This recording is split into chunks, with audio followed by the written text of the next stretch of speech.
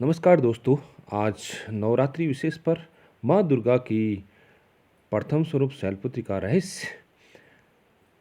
देवी दुर्गा ने अपने भक्तों के कल्याण के लिए पृथ्वी पर 9 अवतार लिए थे, जिन्हें नव दुर्गा भी कहा जाता है।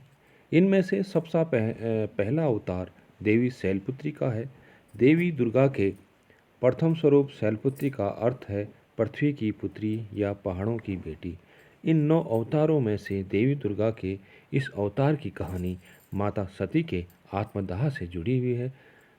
तो आइए जानते हैं माँ शैलपुत्री की महिमा की पुण्य कथा। देवी दुर्गा के इस अवतार की पूजा नवरात्रि के पहले दिन बड़ी धूमधाम से की जाती है। देवी दुर्गा के प्रथम स्वरूप शैलपुत्री को शांति और सौभाग्य की देवी माना जाता है। देवी शैलपुत्री का स्वरूप भी अत्यंत मनोरम है। देवी के बाएं हाथ में कमल का पुष्प सुसज्जित है, तो वहीं उन्होंने अपने दाएं हाथ में त्रिशूल धारण किया है। देवी शैलपुत्री का वाहन वृषभ यानी बैल है, इसलिए उन्हें वृषरूढ़ा भी कहा जाता है। उनकी महिमा कथा का उल्लेख नवदुर्गा पुराण में भी मिलता है। पुराणों में निहित कथा के अनुसार प्रजापति दक्ष अपने दामाद भगवान शिव के प्रति अत्यंत क्रोध और ईर्ष्या का भाव रखते थे। एक बार उन्होंने कनखल में एक विशाल यज्ञ का आयोजन किया और सभी देवताओं को उसमें शामिल होने का निमंत्रण भेजा, लेकिन दक्षराज ने अपनी पुत्री सती और उनके पति शिव को इस यज्ञ में आमंत्रित नहीं किया। इस यज्ञ के बारे में जब देवी सती को पता चला तो वहाँ पहुंची और दक्ष से शिव को निमंत्रण न भेजने का कारण पूछा। इस पर प्रजापति दक्ष ने सती का घोर अपमान किया और महादेव के बारे में कई अनुचित शब्द भी कहे। देवी सती अपने पति का ऐसा अपमान सह नहीं पाई और उन्होंने उसी यज्ञ की अग्नि में अपनी देह त्याग दी। देवी सती के इस तरह आत्मदाह करने के बाद भगवान शिव उन्माद से हो गए और कैलाश भी श्रीहीन हो गया।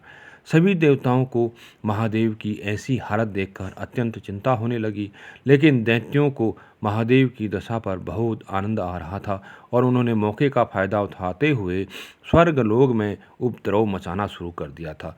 तब सभी देवताओं ने त्रस्त होकर आदिशक्ति का ध्यान किया और उनसे देवगणों की रक्षा करने की प्रार्थना की। देवी आदिशक्ति ने तब सभी देवताओं को यह कहते हुए आश्वस्त किया कि वह बहुत जल्द राजा हिमवान के घर कन्या के रूप में जन्म लेंगी।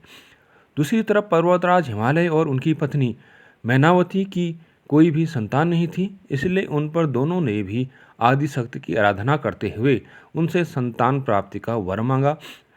पर्वतराज और उनकी पत्नी की तपस्या से प्रसन्न होकर आदिशक्ति ने उन्हें यह आशीर्वाद दिया कि वह स्वयं उनके घर पुत्री के रूप में जन्म लेगी। कालांतर में जब देवी ने हिमालय के घर पुत्री रूप में जन्म लिया तो पर्वत की पुत्री होने के कारण उनका नाम पार्वती, शैलपुत्री और गिरजा पड़ा। बचपन से ही देवी शैलपुत्री महादेव को ही अपना सर्वस्व मानती थी और देवर्षि नारद के कहने पर वह शिव को पाने की तपस्या करने के लिए जंगल में चली गई थी। उस वक्त कोई भी देवी शैलपुत्री को उनकी तपस्या से विचलित नहीं कर पा रहा था। तब स्वयं महादेव ने उनके प्रेम की परीक्षा लेने के लिए सप्त ऋषियों को शैलपुत्री के पास भेजा।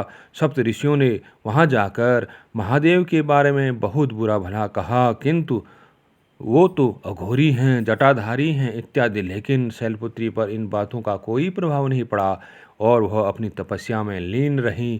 उनकी ऐसी अडिग भक्ति और प्रेम को देखकर सप्त ऋषि बहुत प्रसन्न हुए और उन्होंने कैलाश आकर सारा वृत्तांत महादेव को सुनाया। इसके बाद महादेवी ने देवी को अपनी पत्नी के रूप में स्वीकार करने का निश्चय कर लिया और सप्त ऋषियों ने उनके विवाह का शुभ लग्न तय कर दिया। हिंदू धर्म में नवरात्रि के त्यौहार का काफ़ी महत्व होता है और इसे मुख्य रूप से साल में 2 बार मनाया जाता है, पहला चैत्र के महीने में और दूसरा आश्विन के महीने में। इस दौरान माता के भक्त उनके मंत्र का जाप करके उनकी आराधना करते हैं।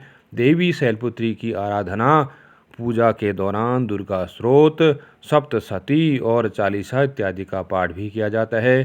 देवी शैलपुत्री की आराधना का मंत्र है ओम देवी शैलपुत्रिये नमः, अर्थात ओम कारमय दिव्य तेज की धारी माता शैलपुत्री को हम सभी भक्त अपने तीनों योग अर्थात मनोयोग, वचन योग और काय योग यानी शरीर से नमस्कार करते हैं। इस मंत्र की आराधना सभी भक्तों को मनोवांछित वर देने वाली है। ऐसी मान्यता है कि देवी शैलपुत्री को सफ़ेद वस्तुएं अत्यंत प्रिय हैं, इसलिए उनकी पूजा में सफ़ेद फूलों की और मिठाइयों का भोग लगाया जाता है। मान्यता तो यह भी है कि काशी में देवी शैलपुत्री का एक प्राचीन मंदिर स्थित है, जहां माता के दर्शन मात्र से भक्तों की सभी मन्नतें पूरी होती हैं। जो भी सच्चे मन से देवी की आराधना करता है, उसे माता की कृपा से यश और कीर्ति की प्राप्ति होती है। विशेषतः देवी शैलपुत्री अवतार की कहानी हमें यह सीख देती है, जिस प्रकार देवी शैलपुत्री ने सप्त ऋषियों की सारी बातों के बावजूद महादेव को पाने का रास्ता नहीं छोड़ा, उसी तरह मनुष्य को भी धर्म और भक्ति का रास्ता कभी नहीं छोड़ना चाहिए। जय हिंद, जय भारत, जय माँ शैलपुत्री। यहीं पर कथा समाप्त होती है माता शैलपुत्री की। धन्यवाद। वीडियो को देखें, लाइक करें, सब्सक्राइब करें। Thank you. माता का आशीर्वाद सभी भक्तों पर बना रहे। वीडियो को लाइक, सब्सक्राइब, कमेंट, शेयर जरूर करें।